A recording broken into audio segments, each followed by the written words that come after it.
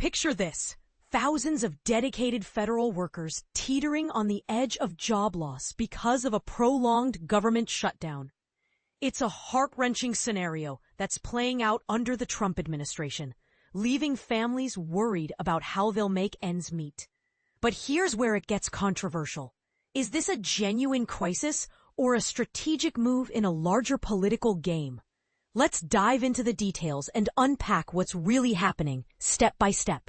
So even if you're new to government shutdowns, you'll understand the stakes clearly. The Trump administration is ramping up its warnings, insisting that if Congress doesn't wrap up this shutdown soon, mass layoffs of federal employees are on the table.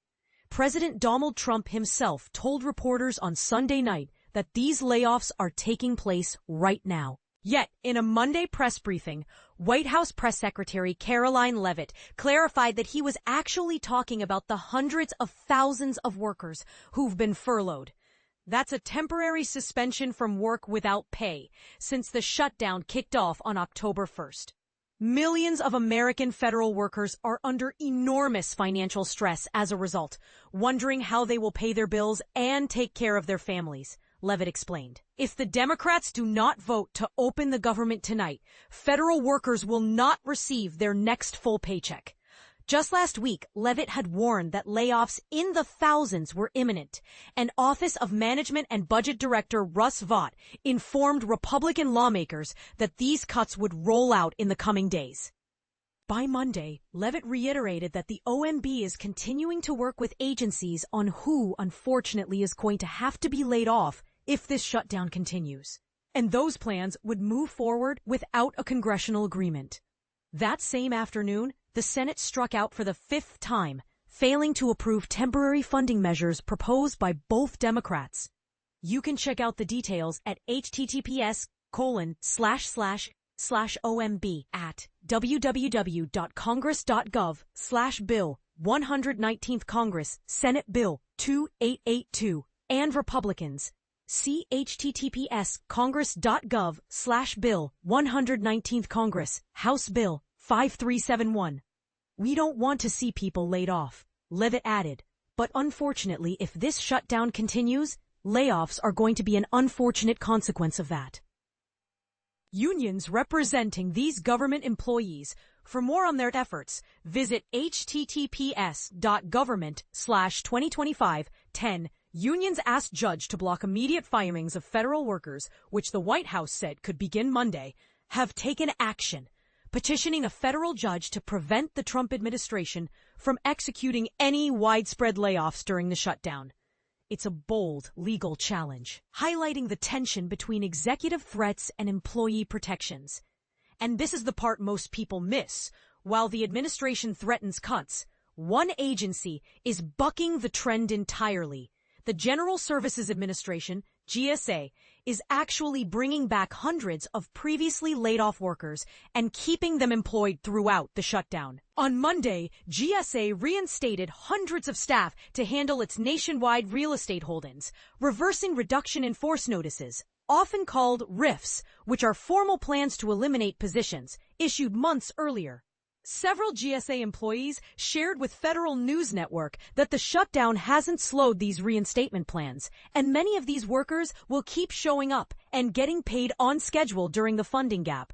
Back in September, GSA staff told Federal News Network that the agency intended to cancel RIFs for roughly 400 employees in the Public Building Service, PBS, which manages federal properties. An insider from the industry revealed that about 75% of those PBS workers who were offered reinstatement chose to return. When asked for more details, a GSA spokesperson directed inquiries to the OMB.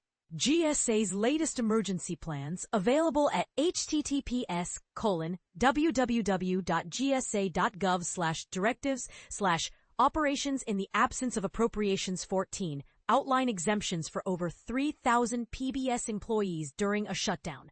That's most of the PBS workforce. These employees form the bulk of the staff GSA plans to keep active using carryover funds, which are leftover budgets from previous years that can be rolled over. In simple terms, carryover funds act like a financial safety net. allowing certain essential work to continue even when new funding is blocked. According to the plan, about 64% of all GSA employees are exempt from this shutdown because their roles are backed by these carryover or non-appropriated funds. With over 10,700 employees total, GSA is a massive operation. PBS, in particular, can maintain regular operations, including paying staff and covering costs, at least for the time being, thanks to no-year funds.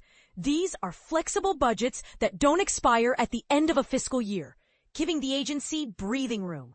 Because GSA is the government's property manager, GSA personnel will be responsible for maintaining, protecting, and any other services, and preserving that property to a greater extent than many other agencies that are not responsible for property and asset management government-wide, the plan notes. Accepted GSA employees will be responsible for protecting life and/or federal property and providing necessary support to other government agencies to enable them to perform accepted activities.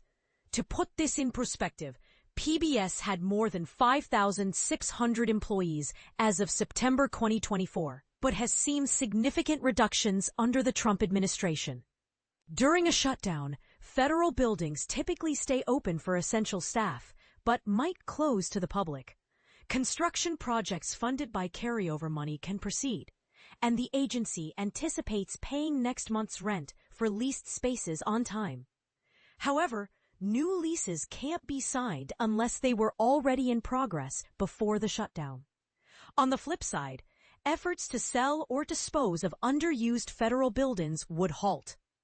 Under the current administration, GSA aims to shed about half of its real estate portfolio, a goal that sparked debate about whether it's streamlining efficiency or risking the loss of valuable public assets. GSA's role as an aggregator of large numbers of government assets and a supplier of critical tools, equipment, and supplies to other federal agencies requires that GSA retain adequate staffing under a lapse in appropriations in order to protect federal property under GSA's custody and control, and to continue to provide critical support to other federal agencies' exempt and accepted activities necessary for the protection of life and federal property. The contingency plan emphasizes this highlights why GSA is uniquely positioned to keep operating, unlike many other agencies.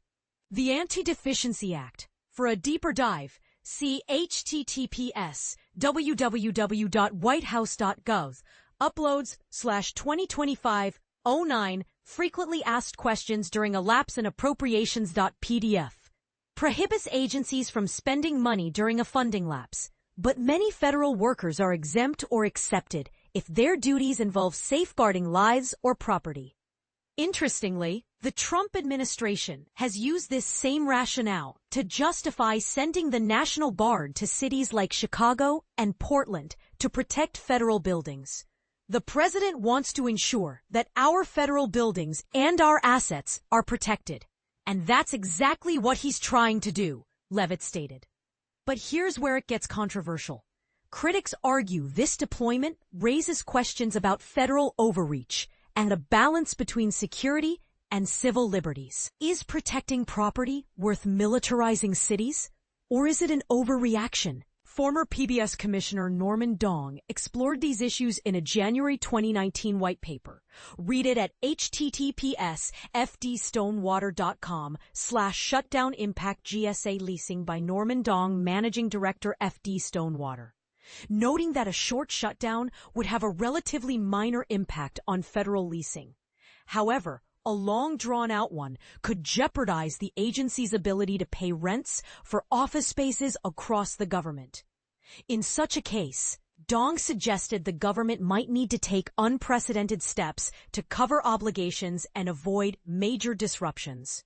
Most of the uncertainty surrounding this shutdown's effect on GSA's leased portfolio revolves around how long GSA goes without funding, he wrote.